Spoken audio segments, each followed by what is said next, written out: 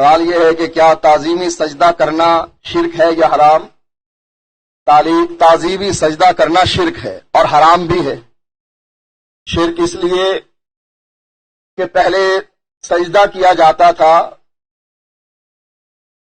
بزرگوں کو، جیسا کہ پچھلی شریعت میں جائز تھا، وہ زندہ ہے اس کو سجدہ کر رہے ہیں، یہ ان کی تعظیم ہے۔ لیکن ایک شخص قبر کو سجدہ کر رہا، اب یہ کس کی تعظیم ہے؟ مٹی کے ڈھیر کی تعظیم ہے یا اس کا وہ عقیدہ ہے کہ یہ قبر والا تو کرنی والا ہے؟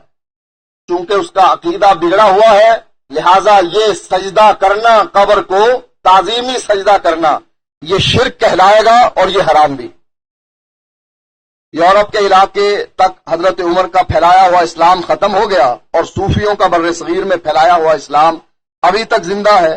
صوفیوں کی اس دلیل میں کہاں تک دم ہے کہ حضرت عمر کا اسلام پھیلایا ہوا تلوار سے تھا اور صوفیوں کا پیار سے تھا۔ اب دیسی گھی کیوں ختم ہو گیا اور ڈالڈا نکلی گھی کیوں آ گیا؟ اصلی چیز محنت سے بنتی ہے اور نکلی چیز آرام سے۔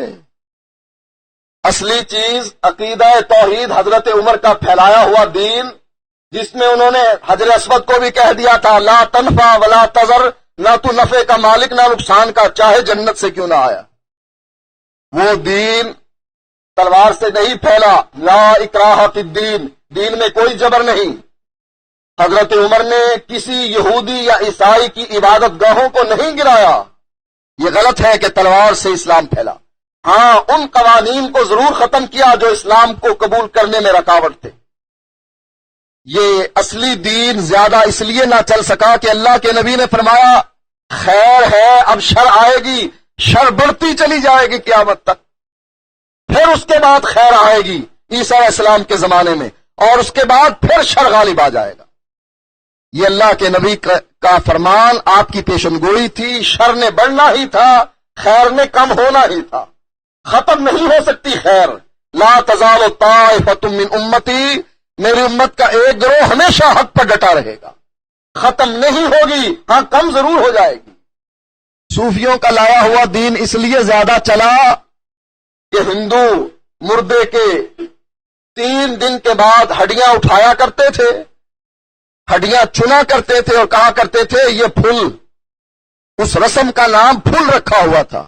ہمارے صوفیوں نے کہا یہ قل، بن جاؤ مسلمان، کرو وہی کام، وہ ہڈیاں چنتے تھے، تم دانے چنا کرو، اس پر پڑا کرو، تمہاری جو حرکت ہے نا وہ پوری ہو جائے گی، لہذا تم اس کا نام قل رکھ لو۔ صوفیوں نے وہ اسلام دیا کہ تم مندر میں جا کر وہ بھجن گاتے ہو، یہاں مسجد میں آ کر قوالی کر لیا کرو، سارنگی بجا لیا کرو، ہم تمہیں اجازت دے دیں گے۔ اب صوفیہ کا اسلام وہ ہے جو ہندوؤں سے ملتا جلتا ہے، کوئی فرق نہیں، کلمہ پڑھنے کے بعد اگر تم مندر میں جا کے ٹل بجا دے ضیاء الحق کی طرح کوئی فرق نہیں پڑتا۔ ماتھے پر تلک لگوا لے، چودھری شجاعت ہندوؤں کی دیوالی میں جا کر شریک ہو، اسلام کو اتنا سخت نظر ہے؟ توبہ، اسلام بڑا ہی نرم، موم کی طرح جس طرف چاہے پھیر لو اس کو۔ تو یہ اسلام واقعی، نقلی اسلام نے واقعی چلنا تھا۔ اصلی اسلام محنت والا ہوتا ہے، یہ محنت سے ہی برقرار رہتا۔ نماز کے کتنے ارکان ہیں؟ کیا ایک شخص آغاز میں امام کی قرات سے پہلے فاتحہ پڑھ لے تو کافی ہے؟ نماز کے ارکان، نماز کے فرائض، یہ بات کے لوگوں نے بنائے ہیں، اسی لیے امام ابو حنیفہ فرماتے ہیں 8 ہیں، شاگرد فرماتے ہیں 7۔ شاگرد اور استاد میں اختلاف ہے، کوئی 8 کہہ رہا ہے، کوئی 7 کہہ رہا ہے۔ امام شافعی اور امام ابو حنیفہ کے اندر اختلاف ہے، کوئی کہتا ہے 8 فرض ہے، کوئی کہتا ہے 7 فرض ہے۔ اگر اللہ یا اللہ کے نبی نے مقرر کیے ہوتے اختلاف نہ ہوتا۔ یہ دلائل کے ذریعے سے دیکھتے ہیں کہ کہاں اللہ کے نبی نے حکم دیا، اس لیے قیام فرض ہے، قرات فرض ہے، رکوع فرض ہے، سجدہ فرض ہے، تشہد فرض۔ باقی سلام پھیرنے کی بجائے ہوا خارج کر دو تب بھی نماز ہو جاتی ہے فقہ حنفی کے مطابق۔ یہ ان چکروں میں پڑنا ہی نہیں چاہیے. مولوی کوئی آدمی اہل حدیث ہو جائے, مولوی کے پاس جائے, اچھا تو اہل حدیث ہو گیا, تجھے پتا ہے دین کا؟ ہاں جی پتا ہے, اللہ کی توحید, نبی کی رسالت. کہتا اچھا پتا استنجے کے کتنے فرائض ہیں, کتنے واجبات ہیں, کتنے سنتیں ہیں اور کتنے مباحات ہیں, گرمی کا استنجا کیسے ہوتا ہے, سردی کا استنجا کیسے ہوتا ہے. اب وہ چکرا جائے گا کہ یہ کہاں سے آ گیا. یہ لوگوں کو پھنسانے کے مولویوں کے طریقے ہیں. چھوڑ دیجئے اس بات کو, بس جس طریقے سے اللہ کے نبی نے نماز پڑھی اس طریقے سے پڑھیں. سورت فاتحہ اگر پہلے پڑھ لی جائے امام سے تو کوئی حرج نہیں.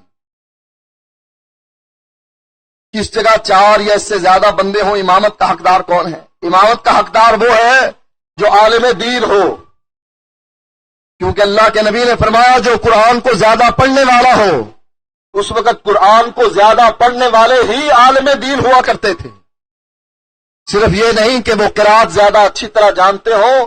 اگر یہ معاملہ ہوتا تو اللہ کے نبی ابو بکر کو اپنے مصلی کا امام نہ بناتے, ابی بن کعب اور تمیم داری جو مسلمانوں کے اس وقت کے قاری حضرات تھے ان کو امام بناتے. امامت کا حق اس کو ہے جو قرآن بھی پڑھنا جانتا ہو اور دین کا علم بھی رکھتا ہو.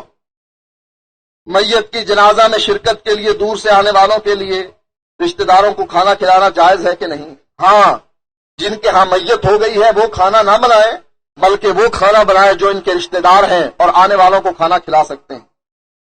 3واں 10واں 40واں تو بدعت ہے. سنت طریقہ کیا ہے؟ مسجد کی تعمیر صدقے کی رقم سے مسجد کی تعمیر کر دیں, مدرسہ بنا دیں, کنواں بنا دیں, غریب کی مدد کر دیں, کسی بچی کی شادی کر دیں, یہ سارے صدقہ جاریاں.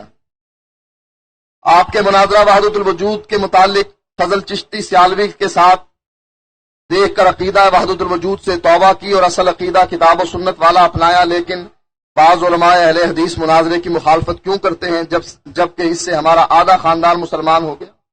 یہ ان سے جا کر پوچھیں کیوں کرتے ہیں. اصل میں ان کو آتا نہیں اس لیے مخالفت کرتے. یہ کیا پڑا ہے مناظروں میں, بس سیدھی سادی تبلیغ کیا کرو.